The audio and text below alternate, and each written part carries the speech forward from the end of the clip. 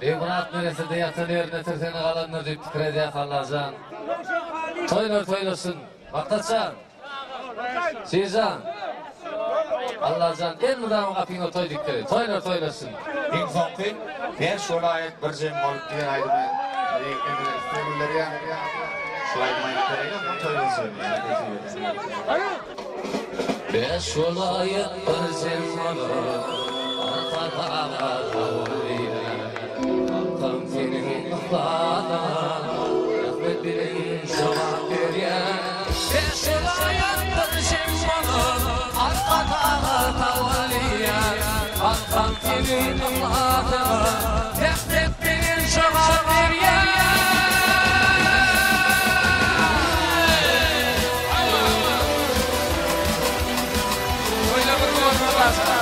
Hani yaşayın.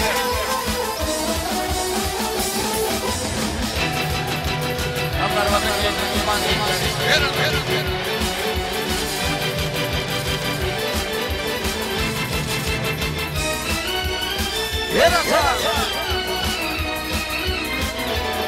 Güller ister bir diyara Arkadan aklatı var Bu masaya demle halkın Bir vakit babayan İle halkın ile var Arasında ahli Taşoğlu var ili Bir diyen hacatım var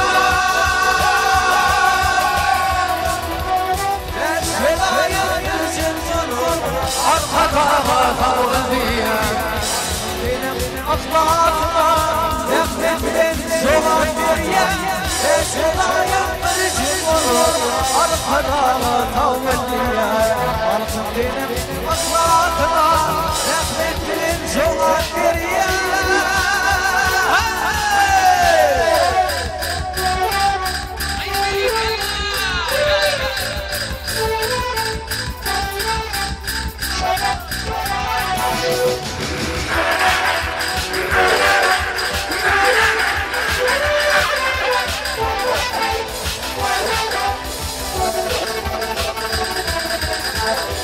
Elbinin atana bittim Aylanıp gör kürtes dağı Ağlıp yolla arkada Dina o tir buydu yari Eyle balkan, eyle devam Aratana ahali Kaşımı dikim mariri İrindiryen aytakımda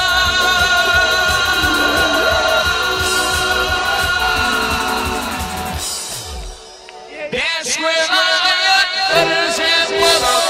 Arkada tavliyen Alfakinin Allah'ına Emmilerin şovak yerlere Beş vilayet verecek olur Arkada tavliyen Alfakinin şovak yerlere